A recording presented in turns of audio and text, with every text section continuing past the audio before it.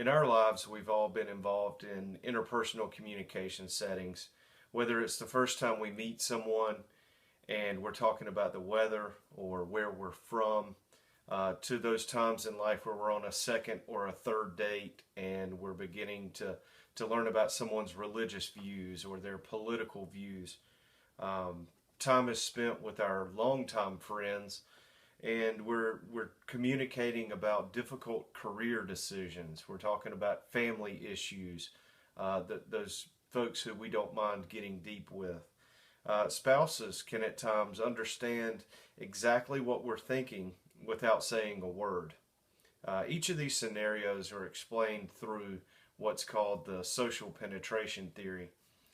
The social penetration theory was developed in 1973 by two social psychologists, Irwin Altman and Dalmas Taylor, and it states that relationships begin and get deeper as individuals participate in self-disclosure. When we form relationships, whether they're romantic relationships or they're just friendships, we begin by disclosing through small talk.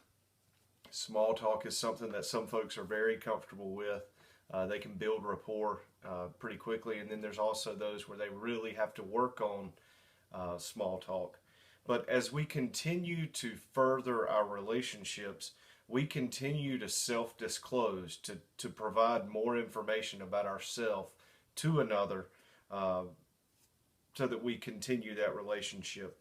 The rate at which we disclose facts about ourselves may slow down, but we're going to dig deeper to the depth of conversation as we continue on the relationship,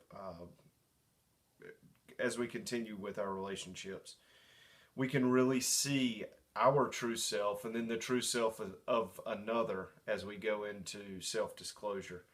And then, of course, if self-disclosure begins to slow or someone decides that it is cut off, well, then the relationship will fizzle out and it'll end.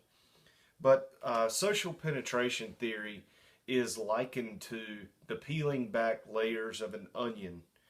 Each level exposes a little bit more of the flavor of the onion, may produce some tears. But we're like this as people as well. We have certain things where immediately we can judge from just looking at someone, or those first initial impressions. We begin to judge, and then we dig a little bit deeper. We get deeper into that onion. We expose levels of personality. Where are you from? What do you do? Those are questions that we begin to disclose from self, and then also we answer that from others. The way in which we respond verbally and non-verbally in these instances are what make people decide that they want to continue peeling back layers of us, or in another, if I was having a conversation with someone, I would be making the decision for that person whether or not I'd want to continue the disclosure process. But this disclosure process occurs in two different means. There's the breadth, and then there's the depth. So it's breadth and depth. And then the breadth, that refers to the various segments in life. I think of that as the horizontal view. It's all the different segments of our personality, our work, our family, our community, our faith. Those are just kind of the topics that you discuss whenever you meet someone and you're beginning to disclose and you're beginning to learn about them. You run along just kind of that line of questioning in the horizontal manner. And then depth, that is much more of a vertical element, as you've decided, I like this person's views on category A and B, and I may not understand them on category C, but it's worth it to continue disclosing. So then you start digging deeper, you get more depth into the conversation, you're getting more private, more personal, the more intimate knowledge about someone. So Altman and Taylor, in their original theory, they theorized self-disclosure occurred in 4 stages. And then there was a 5th out there, but that was for when communication ended. But the first stage in the process was orientation. Again, small talk stage, outermost layers of the onion. Someone's analyzing your dress, your mannerisms, all of the surface layers of the conversation. Nothing's very deep. First impressions are made. The second stage is called the exploratory affective stage. And at this stage, we're learning more about someone. What team do they root for? What political party do they align with? We're peeling back layers of the onion with regard to breadth. Again, we're going along that horizontal prism in our line of questioning. We're touching on those different categories, not digging deep. A lot of casual friendships operate here because they bond over pulling for the same team. I think about it, wearing this cap just shows I reveal myself as a Baltimore Orioles baseball fan. Somebody passing me on the street can reach this exploratory affective stage just by walking past me. They can understand that this is someone that I root for. They can make that correlation. Again, you're not going to learn the most intimate and private details of my life by knowing that fact, but it is something that you can, it's in that breadth. It's something that you understand. If you wanted to get depth in that, then you would ask questions involving why do you cheer for that team? What makes going to a game there, what makes it special? So again, it's just more of the surface level, but you're beginning to learn more about another in exploratory affective. The third stage is the affective stage, and at this stage we're really getting involved in depth of conversation. Romantic relationships are noted to be at this stage. Deeply held friendships are at this stage. We're comfortable with another person. We disclose quite a bit. We're willing to reach out and give of ourselves.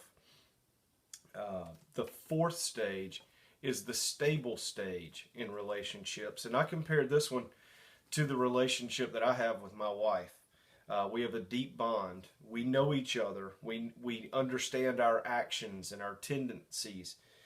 She can read me like a book. She can predict how I'll react in given situations. And then I can do the same for her. This is how she and I navigate life. Our relationship features openness. It's comfortable. We can get deep in conversations about different things, but the layers of our onion have been peeled back to where we can generally make inferences as to how the other will react or how the other will think about those given topics. So again, the fourth stage is the stable stage. And then the fifth and final stage is deep penetration. And this occurs when self-disclosure is decided it's no longer worth it. Somebody decides they're going to withdraw from the conversation, and then the relationship begins to die. As individuals roll on through the various stages, Altman and Taylor theorized what they originally thought was it occurred on a linear manner, meaning you went from stage 1 to stage 2 to stage 3 to stage 4, and it was linear. But as we know, as we noted in the example with the Baltimore hat, you could just know that fact about me and then you would not know any others. You just kind of bounce back and forth. You're not going to get deep into your most intimate and private details of your life and your private thoughts with someone that you just met on the corner, that you're just sitting there waiting for the walk light to come on. So how do we assess whether or not we want to continue disclosing with another person? We do that through rewards and costs. If the rewards outweigh the cost, we're going to continue self-disclosing. If it costs more, we're going to tend to walk away. So in self-disclosure, you've got added degrees. If someone's from a different cultural background, a different race, a different orientation, or a social status, we've got to really think about, do we want to write them off just based on one fact, or will we disclose and give them other opportunities to expand those friendships? Really wish you guys the best as you continue peeling back the layers of your personality and then the personalities of others. Thanks.